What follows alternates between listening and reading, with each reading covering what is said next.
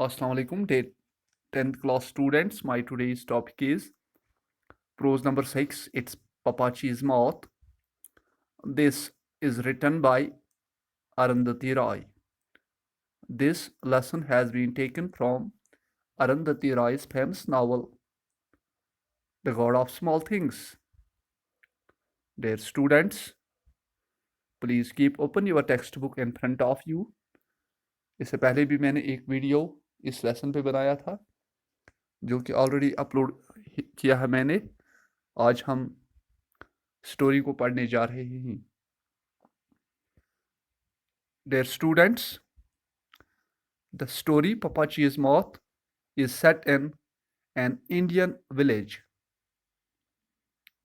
Mamachi started making pickles and sells them to meet the domestic expenses.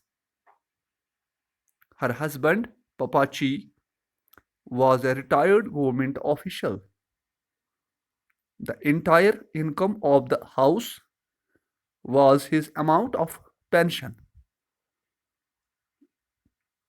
He considered pickle making below his dignity because he was a retired, high ranking government official. He was 17 years older than his wife. His wife was in her prime when Papachi looked an old man. He was jealous of his wife. Papachi एक कड़वे किस्म के आदमी थे. उसकी जो wife थी ममाची, वो उससे 17 साल छोटी थी. इस वजह से वो अब भी खूबसूरत और जवान दिखाई दे रही थी, लेकिन पपाची बूढ़े थे. पपाची को यह देखकर काफ़ी जलन होती थी. ममाची घर के खर्चात चलाने के लिए उसने अचार बनाने शुरू किए और उनको बेचना शुरू किया, लेकिन पपाची इस सब को अपनी हैसियत से कम समझता था. Mamachi was almost blind. She was suffering from cornical corneas. वो सिर्फ लेंसेज का इस्तेमाल करके इस आंखों की बीमारी को कंट्रोल किए हुए थी. Papachi never helped her in pickle making. पपाची ने कभी भी ममाची को अचार बनाने के इस काम में मदद नहीं की. He considered pickle making below his dignity. जैसा कि मैंने पहले ही अर्ज किया कि पपाची एक हाई रैंकिंग गवर्नमेंट ऑफिशियल थे और अब रिटायर्ड हो गए थे. इस वजह से वो इस पिकल मेकिंग के काम को अपनी हैसियत से कम समझते थे. इसलिए उसने अपनी बीवी की मदद कभी भी पिकल मेकिंग में अचार बनाने में नहीं की. हालांकि घर दोनों का था और उसे भी ऐसा ही करना चाहिए था. He was jealous of his wife because she was getting attention from the people. ममाची लोगों से अटेंशन हासिल करती थी क्योंकि उसके अचार जो थे वो काफ़ी फेमस हो गए थे. इस वजह से ममाची पूरे दिन अचार बनाने में लगी रहती थी क्योंकि डिमांड्स जो थी वो काफ़ी ज़्यादा थी और उतने अचार वो नहीं बना सकती थी. He would make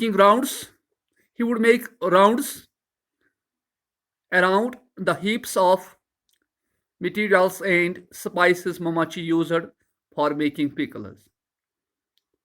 पपाची की एक आदत बन गई थी कि जब ममाची अचार बनाती थी तो अचार बनाने के लिए जिन सारे रॉ मटेरियल्स का इस्तेमाल वो करती थी, सब्जियों का या जो उसमें मसाले इस्तेमाल होते हैं, वहाँ पे ढेर उन चीज़ों के लगे हुए होते थे और पपाची अपने जेबों में हाथ रखकर उन सारी चीज़ों के इर्द गिर्द घूमते रहते थे, क्योंकि उसे बर्दाश्त नहीं हो रहा था कि ये ऐसा क्यों हो रहा है।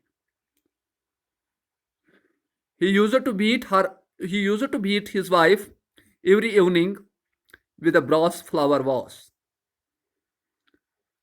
उसकी एक आदत बन गई थी कि वो अपनी वाइफ को शाम के वक्त रोज एक ब्रास के बने हुए फ्लावर वास से मारता था। Once he broke her musical instrument and threw it into the river. एक बार उसने मामाची का जो म्यूजिकल इंस्ट्रूमेंट था उसे तोड़ दिया और उसे दरिया में फेंक दिया। One day their son Cheku came home from Oxford University. He had grown big. He found his father beating his mother, Mamachi. He stopped his was hand and warned him not to do that again.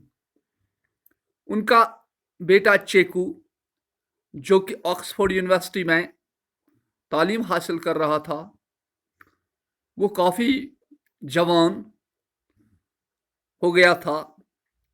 वो छुट्टियों पर घर आया था और उसने अपने बाप को अपनी मदर को इस ब्रास फ्लावर वैस से पीटते हुए देखा। तो उसने अपने बाप का हाथ रोका, उसे ट्विस्ट किया और उसे खबरदार किया कि आइंदा वो ऐसा न करे। The next day, Papachi sat in the veranda and looked sternly at the garden. He ignored food that was brought by Kocho Moria. उसने खाना भी नहीं खाया। वो पूरे दिन दूसरे दिन अपने वेरेंडा पे बैठा रहा और गार्डन को देखता रहा और किसी से बात भी नहीं की। उसने खाना भी नहीं खाया। Late in the evening, he went into his study and brought out his favorite mahogany chair and broke it into 100 pieces using a plumber's monkey wrench. शाम के वक्त अपने गुस्से को उसने अपनी फेवरेट चेयर पर अपना गुस्सा उतार दिया।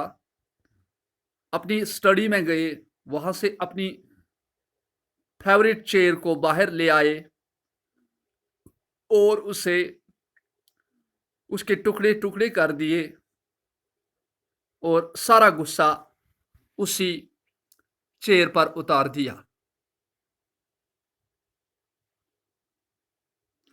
From that day,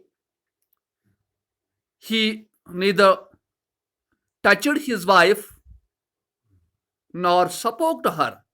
उस दिन के बाद पापाची ने न तो अपनी वाइफ से बात की और न उसे टच किया। When he needed something, he used Kocho Moria or Baby Kochama as intermediators. जब भी उसे किसी चीज की जरूरत पड़ती थी, वो किसी दूसरे को इस्तेमाल करता था एज इंटरमीडिएटर। जो पहला वीडियो था उसमें मैंने आपको बताया कि this story is a reflection of male domination. इस स्टोरी में पापाची जो थे वो अपने आप को सुपीरियर समझते थे और मामाची को इन्फीरियर। हालांकि मामाची अपने घर को चलाने के लिए, घर के खर्चात को बर्दाश्त करने के लिए अचार बनाती थी, लेकिन इसके बावजूद उसके जो हस्बैंड थे वो उसकी इज्जत नहीं करते थे और उन्होंने हर वक्त उसे, हर शाम उसे एक ब्रास फ्लावर वेस से पीटना शुरू किया। मैंने बहुत सारे दिन आपके लिए वीडियो अपलोड नहीं किए। मेरी सेहत काफ़ी नासाजगार है और आज भी हालत वैसी ही है। मैं कोशिश करूँगा कि मेरी सेहत जल्दी इंशाल्लाह अगर ठीक हुई तो आपके लिए वीडियो अपलोड्स होंगे। और जूम क्लासेस भी नहीं दे पा रहा हूँ। आज के लिए इतना ही। खुदा हाफिज़।